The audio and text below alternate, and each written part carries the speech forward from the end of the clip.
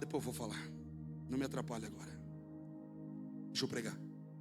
1 Reis 18. Deixa eu pregar para você, depois eu falo algo bem importante para você. Não vou pregar muito, acho que não. Vou caminhar um pouquinho numa mensagem com você. Preguei muito em São Paulo, todos os dias. Tivemos lá na semana passada, foi muito bom. Várias igrejas, 2 estados pregando todos os dias que pregava 2 vezes. E com a graça de Deus, trouxemos abraço para você. Tem tantos milagres lá. Monte Forte Valinhos, Monte Forte Paulínia, numa linda casa nova. Tempo tão precioso. Nós vivemos uma palavra que recebemos há 20 anos atrás, que um dia eu viajaria com filhos. Eu logo imaginava que eu teria uns 30 filhos. E não é isso, né? São os filhos ministeriais que vão com a gente. E é bom viajar junto com a família. Eles me ajudam, cooperam. Eles sentiram na pele o que é ser enviado, o que é servir, né? Porque alguém acha assim, estão descansando. Descansando um monte. Entre dores, sofrimentos, lágrimas e tanta coisa linda a gente vê da parte do Senhor, mas tem um custo para isso. Então as pessoas vão, famílias foram com a gente, uma bênção. Foi muito bom poder estar lá e saber que você estava aqui orando, clamando pela minha vida. Isso é muito bom, tá? Para você que não ora por mim, está perdendo. Fazer o quê?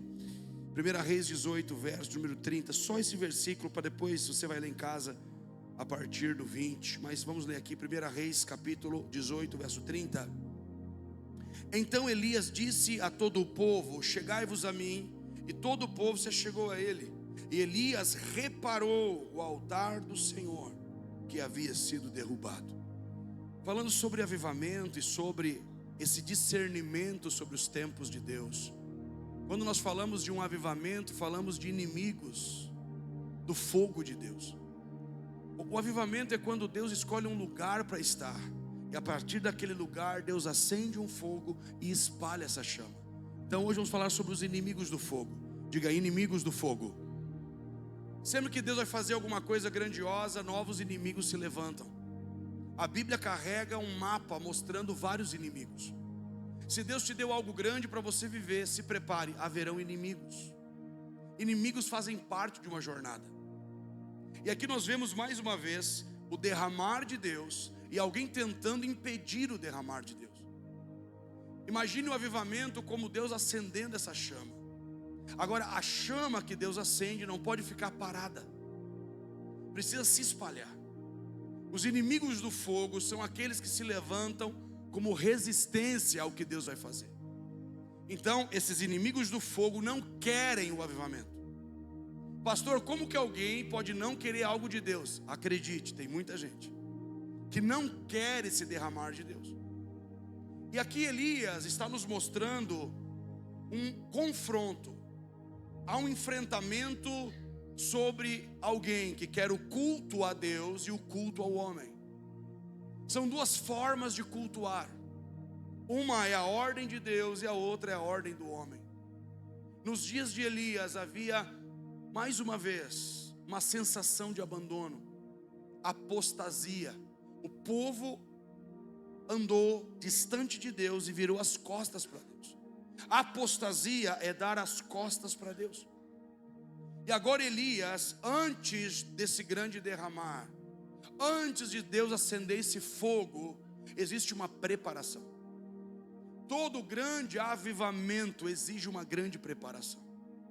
Acredite, Deus escolhe um lugar, Ele se derrama naquele lugar e a partir daquele lugar. Diga assim, Deus se derramando em um lugar e a partir desse lugar. Perceba, avivamento não é só Deus se derramando, é Deus vindo e fluindo a partir desse lugar. E aqui Elias começa primeiramente preparando o altar. O primeiro inimigo do fogo, do avivamento de Deus, é a falta de estrutura. Perceba que Deus quer derramar algo. Elias vai e prepara o altar. Diga assim, preparar um altar. Entenda que você é um altar. Você é um altar ambulante. Altar é lugar de encontro com Deus. Altar é lugar de adoração a Deus. Deus se manifesta em muitos altares. Então, antes de Deus fazer algo ou se manifestar, há uma estrutura preparada para suportar o que Deus vai derramar. Por exemplo, isso aqui suporta a Bíblia e aqui o iPad, mas isso aqui não suporta 10 pessoas. Por quê? Não tem estrutura. A bênção de Deus exige uma estrutura. Você fica orando dizendo: Deus, derrama algo sobre a minha vida. Primeira pergunta é: como está a sua estrutura? Como está a tua estrutura espiritual? Como está a sua estrutura física? Como está a sua estrutura emocional? Para que Deus possa derramar o avivamento, nós precisamos de uma reestruturação. Eu não estou falando de prédio, e prédio é bem importante, viu? Mas não é uma estrutura que só funciona por funcionar. Por exemplo, nossa igreja não abre no domingo e nem somente na sexta-feira. Nossa igreja não é um prédio fechado na semana. Inclusive agora quinta-feira começamos um novo atendimento com nossos psicólogos aí, graças a Deus. Se você quiser vir para cá de tarde, a partir das 2h30 já tem gente aí para te atender. Isso é muito bom. Os lugares mais ociosos da terra são o quê? Prédios de igreja. Uma vez nós estávamos aqui orando, entrou uma mulher numa caminhonete, parou ali e falou: eu saí para me matar, eu estava indo agora me suicidar, mas eu vi que estava aberto aqui, eu cheguei. Oramos por ela, ela volta para casa, se restaura, congregou um tempo nessa igreja, foi enviada, está em outro estado servindo a Deus. Você entende isso? A estrutura é importante. Seu casamento está estruturado, sua casa está estruturada.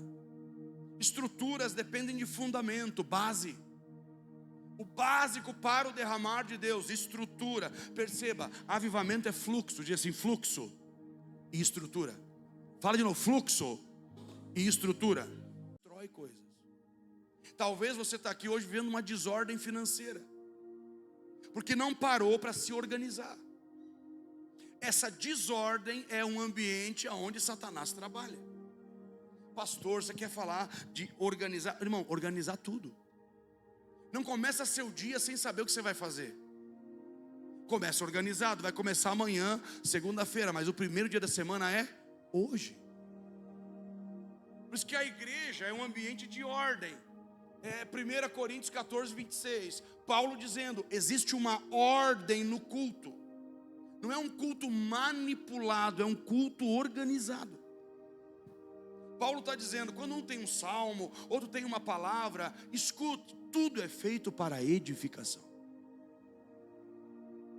Então, primeiro você aprende a ordem ou aprende a desordem. Você pode ter aprendido a desordem da sua casa, a desordem emocional, a desordem com as finanças. Pessoas vivendo a desordem, achando que está tudo bem e Deus tem que me abençoar sim. Agora precisamos entender que a ordem do culto, a ordem da casa de Deus. Aí Paulo diz: quando um profetiza, o outro fica quietinho para o outro profetizar. A ordem dos dons, a ordem na adoração. Tem igrejas que é tudo uma confusão, cara. Eu já vi em lugares que você entra dá dor de cabeça. Eu entrei em ambientes de tanta desordem, porque a vida do homem de Deus precisa ser uma vida organizada. Hoje eu passei no meu escritório e já comecei a colocar uma lista. E eu percebi que eu tenho muitas coisas para fazer essa semana. Como eu viajei, eu vou trabalhando mesmo viajando, mas muitas coisas ficaram. Agora eu não vou começar a minha semana sem uma agenda, sem uma organização. Eu vim te dizer: coloca a tua vida em ordem. Começa a dar uma olhada para você, começa a perceber o que está fora do lugar. As pedras têm que estar no lugar. Pastor, sabe, eu vou parar uma hora dessa e vou organizar. É tempo de você parar e se organizar. Para que Deus comece a fazer, você vai ter que começar a se organizar. Aí, irmão, diga assim comigo: o espírito de desordem não consegue operar aonde há ordem. Aonde há ordem, irmão. Sabe, organização, lista, papel, saber o que vai fazer. Tem gente que levanta e diz: hoje seja o que Deus quiser. Precisa ter uma ordem. O Espírito Santo não se manifesta aonde tem desordem. O Espírito Santo não habita em lugares em desordem. Uma casa desorganizada, uma vida desorganizada. Sabe, você levanta, a sua casa está em desordem e você comunica a desordem interna. A desordem dentro de você começa a habitar o lugar fora de você. Para alguém que tem toque como eu, não é fácil a desordem. A gente sofre. Mas há pessoas que acham que está tudo certo, e Deus não habita na desordem. Você está aqui, irmão? Agora Elias começa já pedindo para Deus derramar o fogo. É isso? Não, ele começa uma gestão. É outro inimigo do fogo de Deus. Porque se ficar queimando só aqui, logo vai apagar. Então tem que se espalhar. Diga assim, gestão. Aí tem gente que diz assim, não, eu quero unção, ora por mim, eu quero o poder de Deus. Cara, isso não adianta se você não tem gestão. Tem gente que não tem gestão da sua vida. Tem gente que está sem gestão e quer unção. A unção, aquilo que Deus te dá, requer de gestão. Percebe que Elias começa dizendo, tragam 2 novilhos. Ele investe, ele diz assim, as talhas de água, vamos colocar água. A água era caro naqueles dias, lembra que tinha uma seca? 3 anos e meio que não chovia. Elias está entregando uma oferta a Deus. Era a coisa mais cara naqueles dias, água. Havia uma entrega, havia uma gestão daquele momento. E muitos de nós querem unção. O que eu vejo de gente? Aprenda uma coisa, a falta de gestão te faz perder a unção. Não adianta você ver um anjo, cara. Não adianta você ver o céu, não adianta. Você tem que ter gestão de uma vida. Tenha gestão de relacionamentos. Tenha gestão de tempo. Pastor, mas daí vou ter que ser metódico. Seja metódico. Eu chego a ser metódico em algumas coisas. É John Wesley, o pai do metodismo. Metódico. Eu tenho que ler tanto, estudar tanto. Eu paro tal hora. Ah, pastor, isso parece uma coisa muito fria. Não é. O hábito nasce de um método, metodologia. E nós olhamos assim para a igreja e não tem gestão de nada. Essa igreja tem uma liderança gestora, que não faz nada por fazer. Nós pensamos, avaliamos, conversamos, oramos. Agora você não tem gestão. E se não tem gestão, não adianta ter bênção. Receber algo de Deus sem gestão vai te fazer perder. Pior do que não ter é ter e perder algo de Deus. Diga assim, um inimigo chamado falta de gestão. Você está aí, irmão? Outro inimigo do fogo de Deus é a clareza. Você percebe que o povo não tem clareza? Leia lá o verso 20 de 1 Reis 18, 20. Elias está lidando com um povo cego, que está dizendo assim, será que não é Baal que é Deus? Será que Baal é o Deus verdadeiro? E Elias diz, até quando vocês vão andar em 2 pensamentos? Ou o Deus verdadeiro é o Deus de vocês, ou é Baal. Ou seja, clareza. Não é sobre dons. Eu vejo pessoas que têm habilidades, mas não têm clareza. Estão confusos. Clareza é você entender o que você está carregando. Ter a clareza, por que eu estou nessa igreja? Tem uma clareza. Aí algumas pessoas se confundem, porque tem dom, tem habilidade, mas vivem fracassados. Você tem noção de gente sábia que eu conheço que é pobre? Eu conheço vários. Sabedoria de alto nível, pobre, porque não tem clareza. A clareza é como um vidro embaçado. Já andou num carro com o vidro embaçado? E você parece que está tentando enxergar alguma coisa no meio daquela fumaça, e é difícil de ver. Clareza na visão. Elias começa com uma clareza. Ele entende, Deus quer responder. Eu tenho clareza disso. Agora a clareza do que eu tenho que fazer. Diga assim comigo, ter clareza do que Deus quer fazer e do que eu tenho que fazer. Oi? Porque senão eu tenho clareza na promessa, mas não entendi que eu tenho que fazer alguma coisa. Mas não é promessa, mas promessa tem um processo. E Elias começa a trabalhar. Ele fica paradinho, é isso? É isso? Ele é um para-raio de bênção? Não, ele começa a trabalhar. Diga assim, o avivamento exige muito trabalho. Ele pega, ele prepara, ele começa a edificar, ele começa a provocar algo ali. Nós precisamos de clareza. Você está aí, irmão? Então é tão poderoso isso. Outro inimigo do avivamento é as cinzas. Diga assim comigo, retirar as cinzas. Fala para o pessoal do seu lado aí, retira as tuas cinzas. Mas dá uma batidinha assim para sair a cinza. Tem gente muito cheia de cinza. Se você soprar, levanta até fumaça. Retire as cinzas do passado. As cinzas são lembranças. As cinzas são métodos do passado. Você está num ambiente novo, pensando assim, ó, mas lá em 82 tinha hino da harpa. Lá em 74 o pastor não vinha para a ceia. Deixa para lá. É o que você pensou. Retire as cinzas do passado.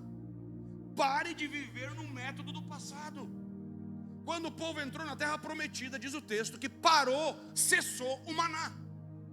O método acabou. O problema de muita gente que vem à igreja é que eles estão em algo novo, debaixo do efeito do velho. Retire as cinzas do passado. Coroa em vez de cinza. Quais são as cinzas? As pedras que Elias pegou, ele teve que tirar cinzas, porque essas pedras no passado estavam cheias de cinzas. Quais são tuas cinzas? Lembranças do passado, do que teve, do que era, do que foi. Eu vejo pessoas que me dizem: bom era o tempo do passado. Bom é esse tempo, meu irmão. Bom é agora. Mas tem pessoas presas. Diga assim: prisão. Qual é a maior prisão nos nossos dias? Métodos. Quando o diabo quer te prender, ele usa um método. A religião olhava para Jesus e não via Cristo, porque estavam presos a um método. É um método religioso. Aí você vem para a igreja, muito religioso, cheio de estrutura religiosa. Você não entra no novo de Deus, porque as cinzas do passado te impedem. Eu gosto muito da palavra de Deus que vai dizer: vamos lá, levanta, sacode a poeira. É quando o Espírito Santo pega você e dá uma sacudida assim, sai um monte de poeira velha, um monte de lembrança do passado, um monte de método da tua casa, o método financeiro da tua família, o método de ser família. É tempo de mudança de método. A visão, ela se mantém, mas o que estrutura a visão é o método. Método que não sustenta a visão derruba a visão. E talvez você continue no método do passado, do mesmo jeito. Às vezes Deus me arrebata, eu vou em um lugar que eu fico escandalizado. Eu fico escandalizado. Eu digo: meu Deus, é assim? É assim. Os métodos têm que ser quebrados. Eu vim profetizar que se quebrem esses métodos. Gente que vem para a igreja presa a um método. Olhe para mim, preste muita atenção. Existe uma poeira maligna chamada cinzas, prendendo você. Ah, pastor, longe de mim. Está aí, irmão. Acredite, Satanás é inimigo do que é novo. Ele quer que fique em cinzas. As cinzas são inimigos, os inimigos do fogo. Por isso que Paulo vai dizer para Timóteo: olhe bem, um pai despertando um filho diz o quê? Reaviva o fogo que há em ti. Como é que você reaviva o fogo? Você põe fogo, começou a apagar, você vai lá e sopra. Sopra. Tem que soprar em você. Tem dia que você chega aqui, eu olho no mundo espiritual, começa a cair aquela névoazinha de cinza. Satanás botando na cabeça de você coisas do passado. Eu começo a pregar o novo de Deus, você diz: não aprendi assim. Sobre o efeito de uma liderança do passado. Mas é o tempo de retirar as cinzas. Fala de novo para a pessoa do seu lado: retira as cinzas aí. Tira essa cinza velha. Sai cinza velha. É só cinza velha. Glória a Deus, irmão. Tem cinza aí? É, pastor, está meio cinzentada a coisa. E quando a cinza pega a tua casa,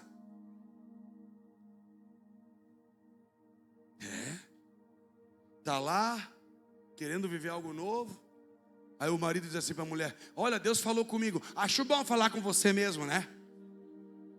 Para ver se você se liga. Ouvindo Deus você começar a ouvir eu, né?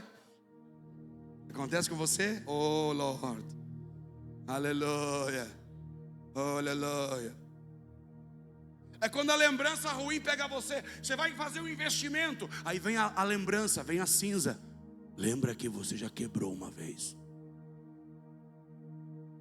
Lembranças do passado. Eles saíram do Egito e as cinzas vieram com eles, fazendo lembrar do Egito. Isso é terrível. Outra grande questão que é inimigo do fogo de Deus é a falta de aliança. Deus se manifesta onde há relacionamentos de aliança. Veja que Elias confronta o povo: vocês vão viver até quando em dois pensamentos? E eles não respondem. Há pessoas que não respondem à aliança. Há pessoas indiferentes. Elas vão embora, daqui a pouco ninguém conhece elas. É o irmão Mr. M. Mas estava ali.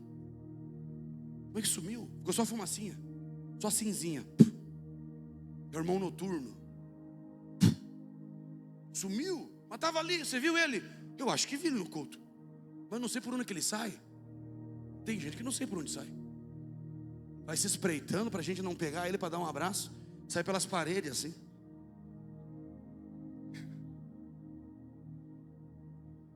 Tem gente para tudo, meu irmão.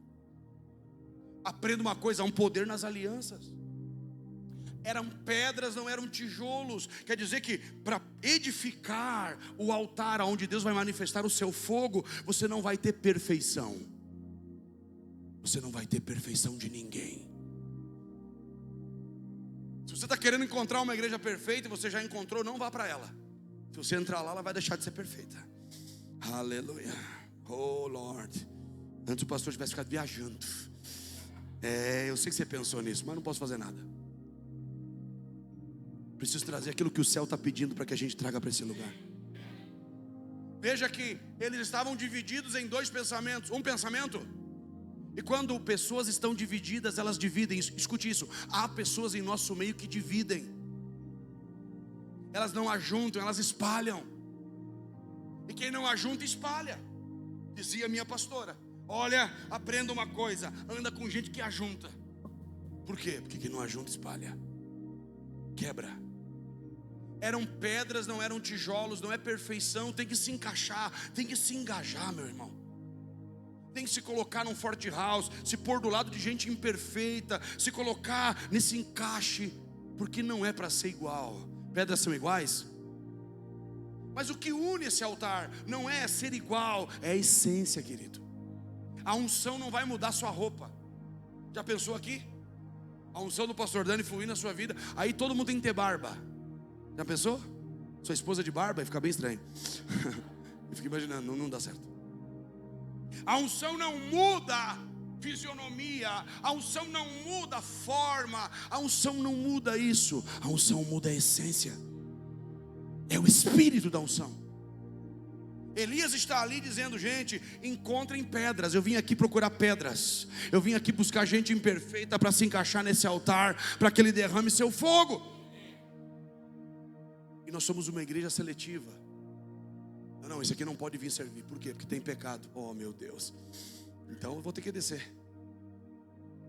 Aprenda, não existe perfeição, existe disposição. Pedras estão aí. Precisamos tirar as pedras das cinzas, limpar as pedras, recolocar no seu devido lugar. Então não tinha aqui uma fisionomia de perfeição. Mas pastor, o que vai nos unir? Cristo. Diga assim: o nosso vínculo é Cristo. Já encontrou alguém de Cristo? Meu irmão, eu encontro gente de Cristo de longe, você nem sabe quem é. Um dia eu estava dentro do aeroporto, peguei a minha mala assim, na esteira, eu olhei para um cara. Ele olhou para mim, e eu, e ele, chacatarabaca, fogo. Orei por ele, orou por mim, orei por ele, que cara legal. E ele disse: Deus falou com você? Eu falei: falou que ele ia encontrar alguém de Cristo hoje. Ele falou: Deus falou para mim também. Nunca tinha visto o cara na minha vida, mas você conhece quando alguém carrega Cristo. Faminto conhece, eu estou faminto na cara, no olho. Eu tudo sem entender. Você vai pensar assim: dois parentes. E era dois parentes mesmo. O cara vinha lá não sei da onde, eu lá não sei da onde. Ele criou uma amizade ali, irmão. Tem gente que não bate, irmão, porque é tijolo. Tijolo não aguenta porrada. Quem aguenta porrada é pedra, é pedrada. Vou pregar para você uma hora dessa. O poder de uma pedra é pedrada. Aqui é pedrada, irmão. Aqui não é igreja para tijolo. Aqui é igreja para pedra. Gente que tem casca grossa, capaz de suportar, e ferro com ferro se afia, meu irmão. Glória a Deus, irmão Pedra. Eu sou meio tijolo. Tem que mudar. Tem que mudar. Vamos fazer a campanha do tijolo, a campanha da pedra. Fundamento. Você está me ouvindo aí, irmão? Quando você encontrar uma pedra aí, pedra que não está encaixada, está desencaixada, vamos encaixar as pedras, meu irmão. Está comigo?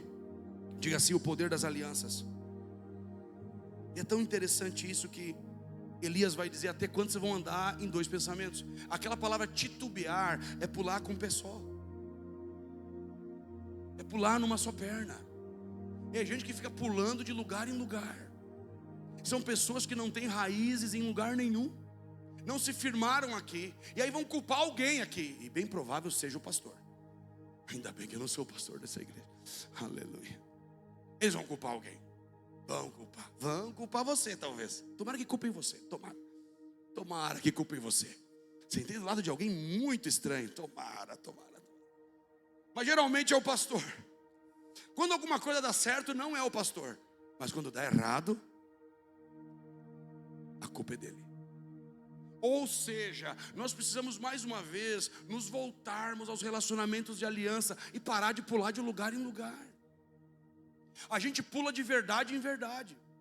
A gente pula buscando algo. Irmão, compreenda, não é ficar pulando de galho em galho. Não é ficar pulando de lugar em lugar. É permanecer e ter raízes. A palavra do Senhor vai dizer em Salmos: aqueles que se plantam na casa do Senhor frutificarão. E nós não temos alianças, temos contratos.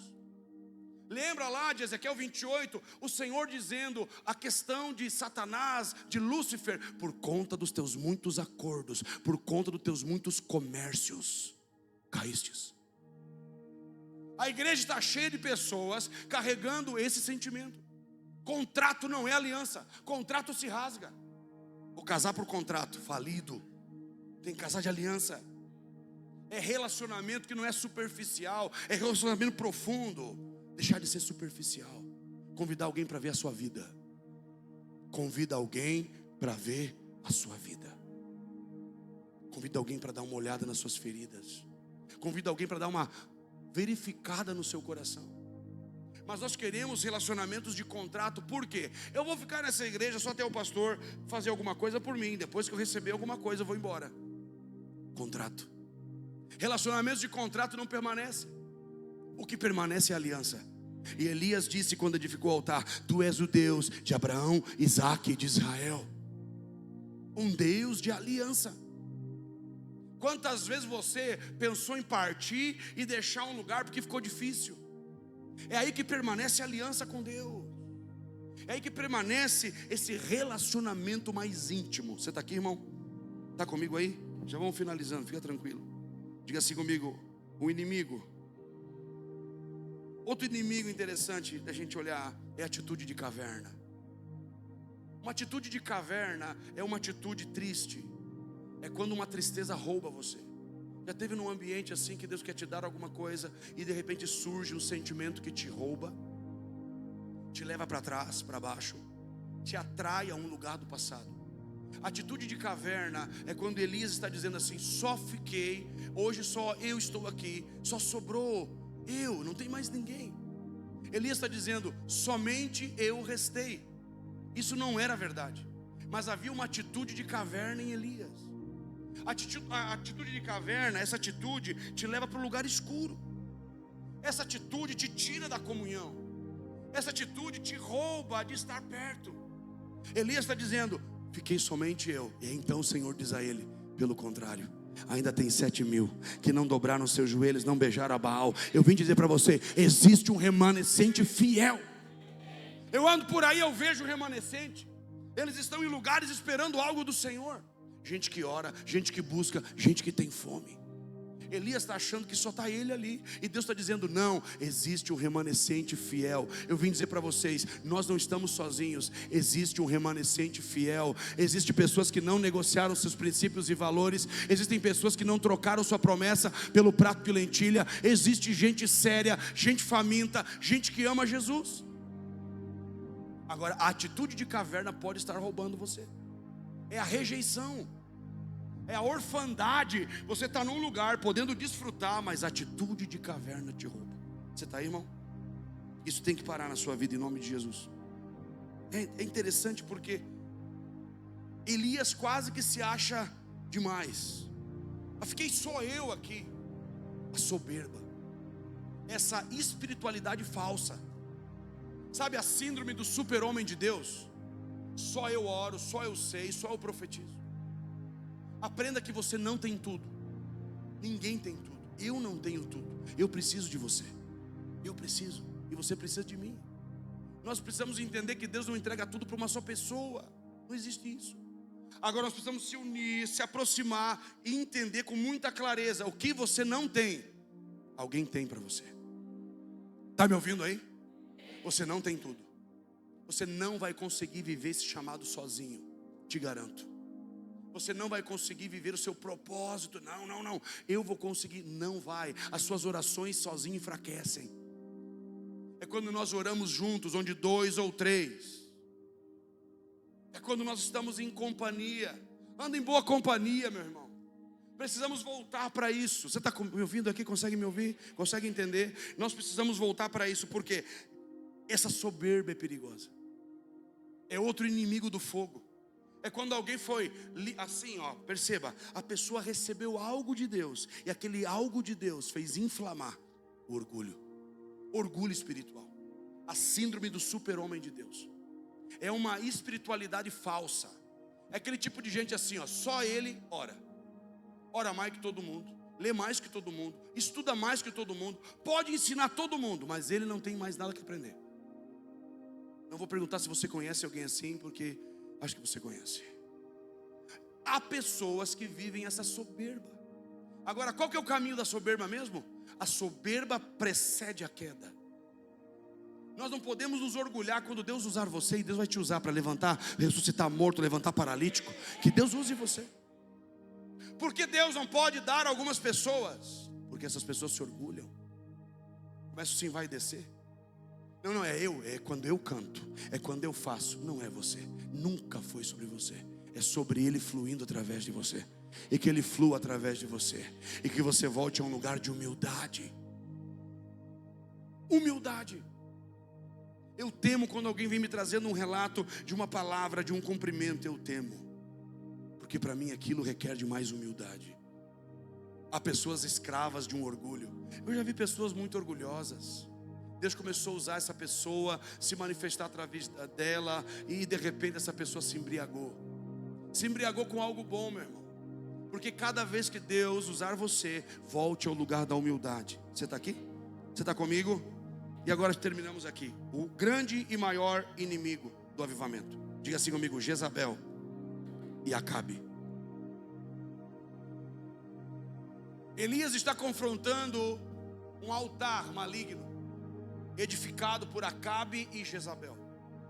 Acabe é um rei, o rei de Israel, e ele casa com a mulher fenícia, uma bruxa.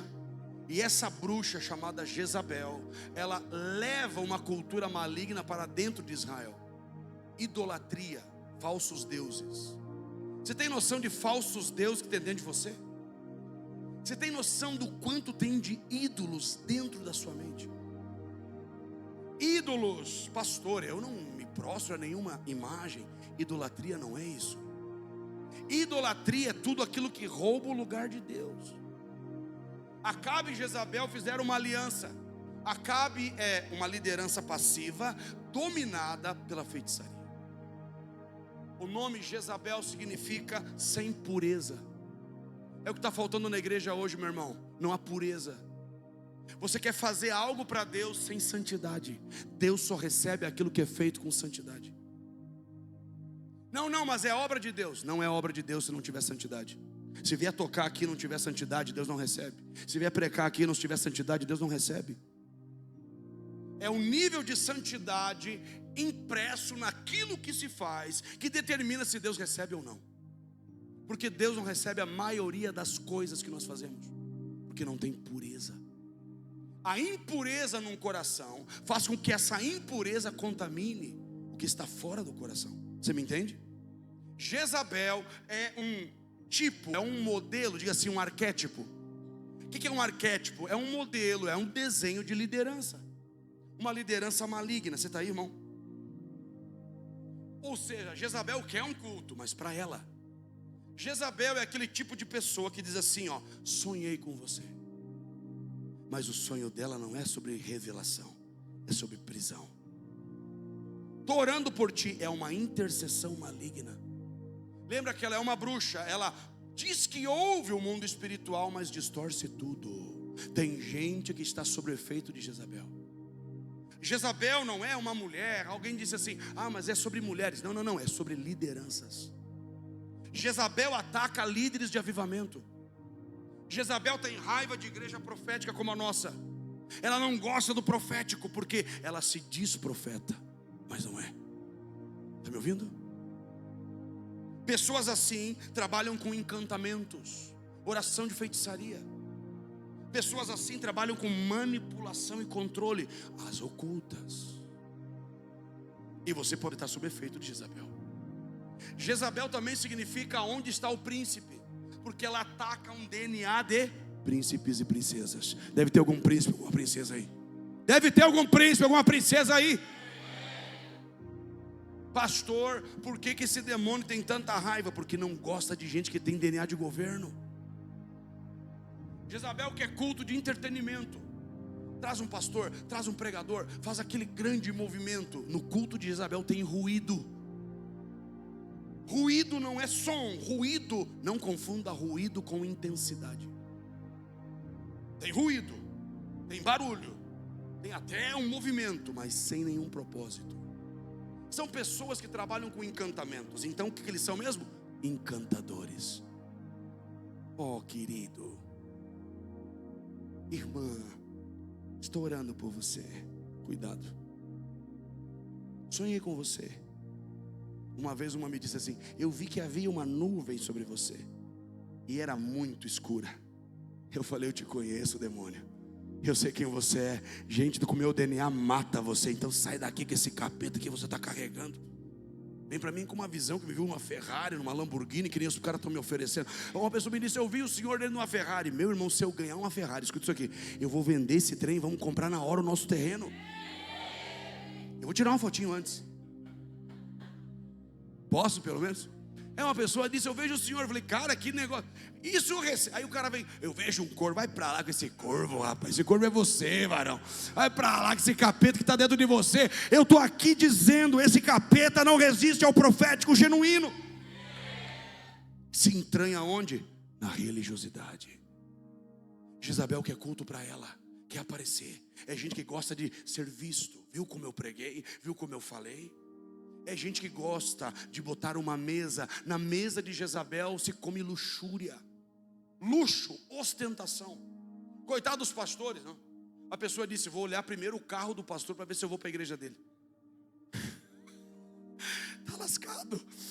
O verdadeiro pastor chegou montado num jumentinho. Está ligado nisso aí, irmão? Aí a gente começa a olhar para as coisas que vão dando luxúria, ostentação. Preste atenção nisso. Jezabel tem comida, mas é estragada, é envenenada.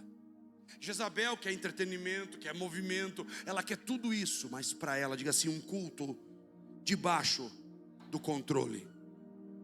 É interessante isso. Já apareceu em tantos lugares esse demônio, esse espírito. Pastor, como é que a gente vence esse espírito de encantamento? Somente com o profético alinhado. São profetas que destroem esse espírito. E nós estamos dentro de um útero religioso, carregado desse espírito que divide.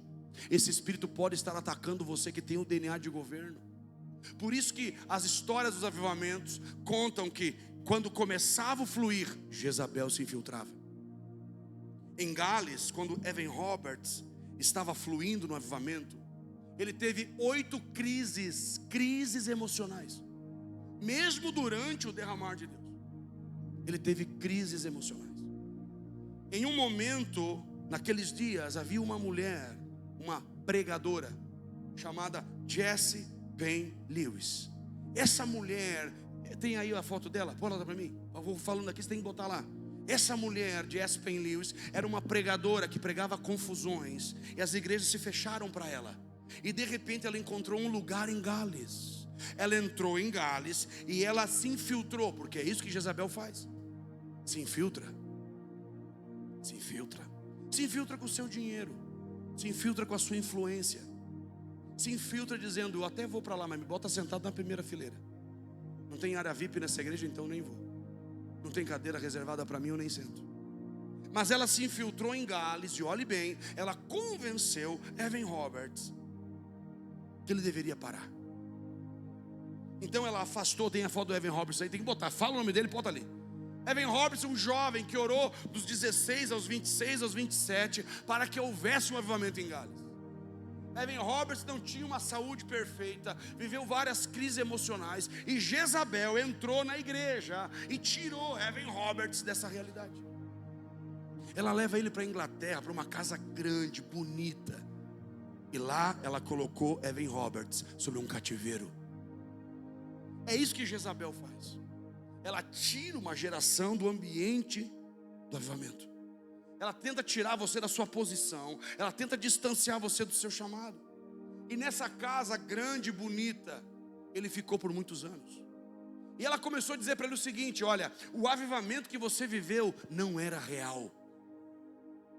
Era uma mentira. Não era de Deus e era do diabo. Simples.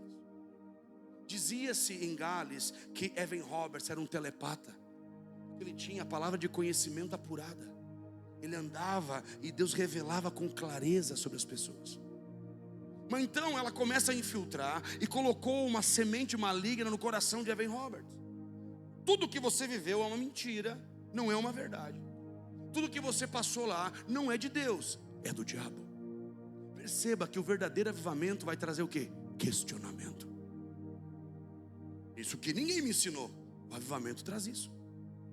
Quando falaram isso a ele, ele estava lá na casa dessa mulher, dessa Jezabel, e ela começou a manipulá-lo. E ela disse uma coisa para ele: se você voltar a pregar, você vai morrer. Ele ficou. Os amigos foram até lá, os familiares foram até lá, mas ela escondeu Evan Roberts. Cativeiro cultural, lavagem cerebral.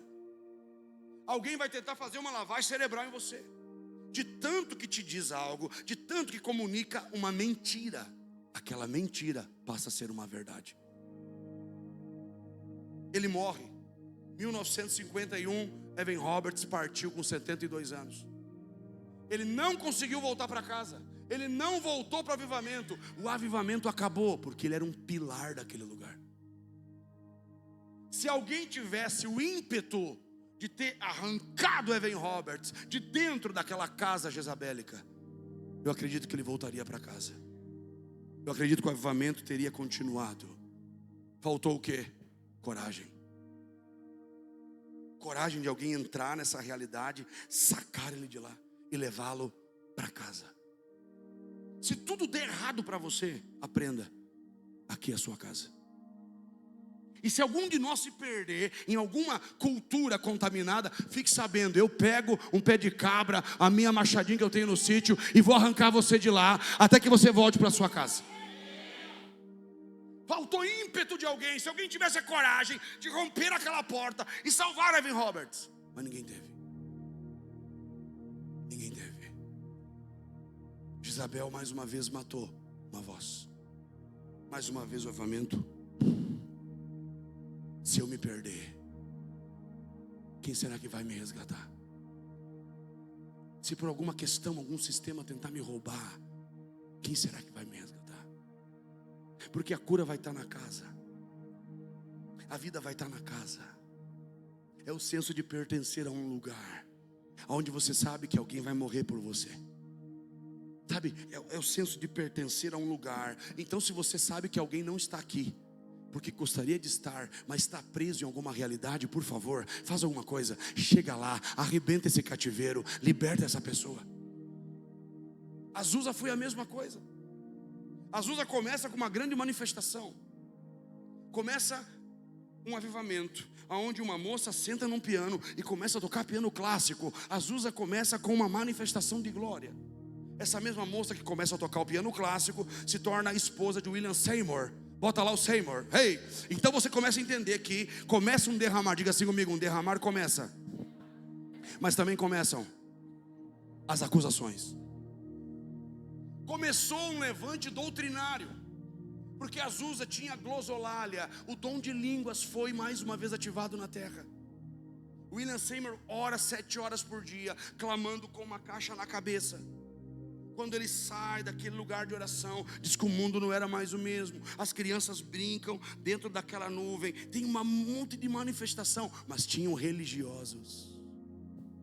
Acusaram de um falso profeta, acusaram ele de manipular, de controlar. Havia uma grande batalha, porque a segregação tinha impedido pessoas de sentarem juntas no mesmo ambiente. E Azusa é marcado por um lugar de amor, de paixão pelo reino. E pessoas sentavam no mesmo ambiente. Classes, não tinha hierarquia de classes. William Seymour morre aos 52 anos de um ataque fulminante do coração, porque não suportou os golpes. Morre sozinho, com muitas lutas internas e externas. Isso é um pouco para você entender o que pode acontecer. A coisa mais bela é Deus se derramar, mas nós precisamos estar preparados. O Lari, vem cá ler para nós o relato. Eu pedi para Lari separar um relato, e eu queria que você se colocasse em pé para você ouvir esse relato, tanto de Azusa como de Gales. Nosso time vai subir, e eu queria que você, com temor, entendesse: se nós queremos um avivamento, nós vamos ter que lutar por esse avivamento. Se nós queremos o avivamento, nós vamos ter que lutar com ele. Eu tenho lutado contra isso há muitos anos, contra ofensas, contra mentiras, contra Jezabel, contra Acabe. E essa é a minha guerra eterna. E ouça-me agora, Jezabel, saiba que aqui você tem um inimigo, e nessa casa tem muitos inimigos desse controle. Controle religioso, tem gente controlada por Jezabel e não sabe. Quando Deus me trouxe para essa cidade, só me disse uma coisa: combata este espírito. Jezabel está imperando no Brasil, manipula, controla, sabota, atrasa, quer matar a geração do avivamento. Mas eu vou te dizer, aqui é filhos de uma casa que tem muita coragem. Se você se meteu aí em algum cativeiro, pode ter certeza, a gente vai pisar lá, arrebentar essa porta, arrancar você de lá. Mas esperamos que você também faça isso por alguém. Amém? Vamos ouvir.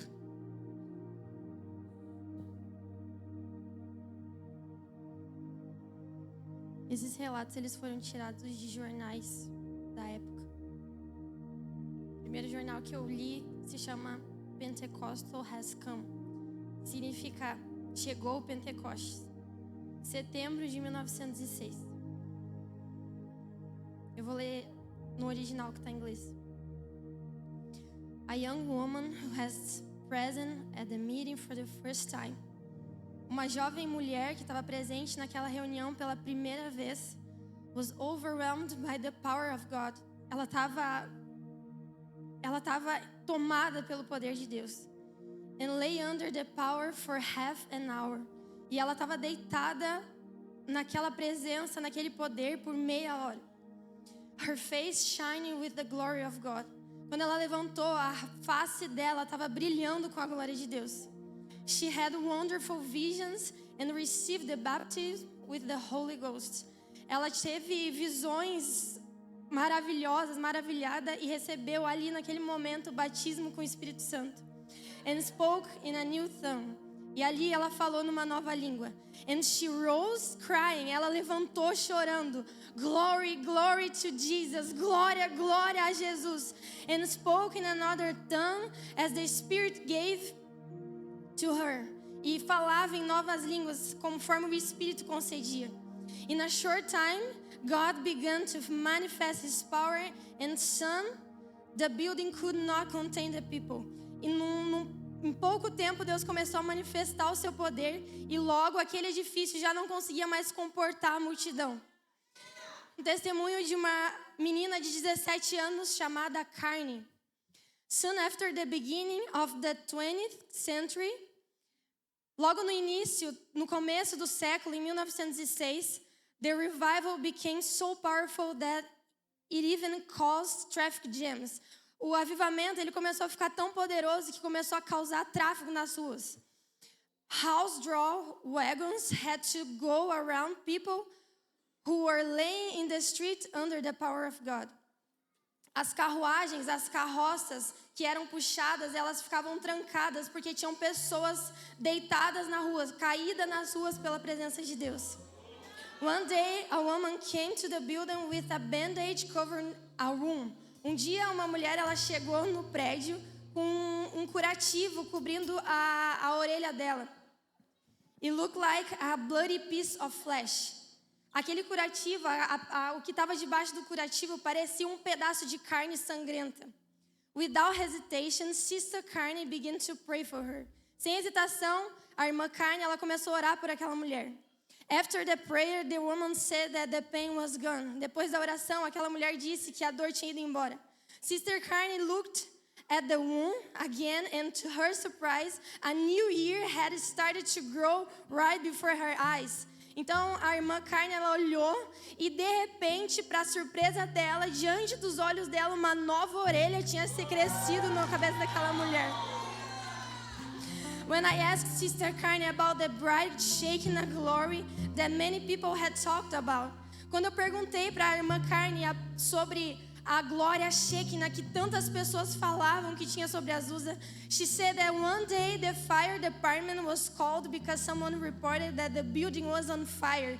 Ela contou que um dia os bombeiros foram chamados porque alguém viu que tinha fogo naquele prédio. When the firemen arrived, they could not smell any smoke or find any sign of fire. Quando os bombeiros chegaram, eles não conseguiam ver, sentir nenhum cheiro de fumaça e nem ver nenhum sinal de fogo naquele prédio. So Sister Carney explained that the fire came down from heaven toward the building, and fire from the building went up to meet it. A irmã explicou que o fogo ele vinha diretamente da eternidade, vinha diretamente do céu para aquele prédio, e o fogo que saía do prédio encontrava o fogo que descia da eternidade. Fascinated, Sister Carney went out one night and walked about half a block and beheld the incredible sign with her own eyes. Então, curiosa com aquilo ali, a irmã Carney, ela saiu do prédio e ela andou por metade de um quarteirão. Então, de repente, diante dos olhos dela, ela contemplou aquela visão. This was the one more proof of God's powerful presence in that place. Isso foi somente mais uma prova do poder e da presença de Deus naquele lugar. País de Gales, novembro de 1904. The pit ponies could not understand the language of the miners. So complete was the change in their speech. Os cavalos das minas, eles não conseguiam entender mais as ordens que os mineiros davam, porque a forma como eles falavam, a forma como eles manifestavam as palavras havia mudado completamente. Many public houses have suffered severely through the falling of trade. Even the tap rooms are given over to discussion. Muitos bares sofreram grandes prejuízos devido à drástica queda do movimento. As pessoas não iam mais para aqueles lugares. E até mesmo dentro daqueles bares se falava sobre o avivamento em Gales. Long before the hour of service, every seat was occupied and hundreds were unable to gain admission. Muito antes das reuniões começarem, muitas horas antes, todos os assentos já estavam ocupados e centenas de pessoas não conseguiam entrar. And now, once more, at the very end of the age, God calls again. E agora, mais uma vez, no final de uma era, no final de um tempo, Deus chama de novo. What shall the answer be? Qual deve ser essa resposta? Oh, eternal final destiny surely hangs upon the decision of this hour for the present race. A eternidade, finalmente o destino, ele clama pelo sim definitivo dessa geração. The last call, o último chamado. The midnight cry, o chamado da meia-noite. Is now upon us, está agora sobre nós. Sounding clearly in your ears, clamando claramente nos nossos ouvidos. Go out to meet him. Vamos sair para encontro do noivo. God will give us this one more chance, the last chance, Deus vai nos dar novamente essa última chance, a última. One more chance to seek Him. Uma chance mais para ser obcecado por Ele. One more chance to work for souls. Uma chance a mais para trabalhar e perseguir almas. Pray for Pentecostal. Ore pelo Pentecostes. Nós honramos os postos de avivamento. Nós honramos aquilo que aconteceu, porque sabemos que fará ainda maior, Senhor. Nós estamos aqui crendo num Deus de intervenções. Elias reparou o altar, colocou a entrega e Deus respondeu com fogo. Mais uma vez, comece a preparar seu altar. Nosso time que vai liberar a ceia vai estar passando aí. Vamos rapidamente, você que vai. Vamos rapidamente. Pessoal da ceia.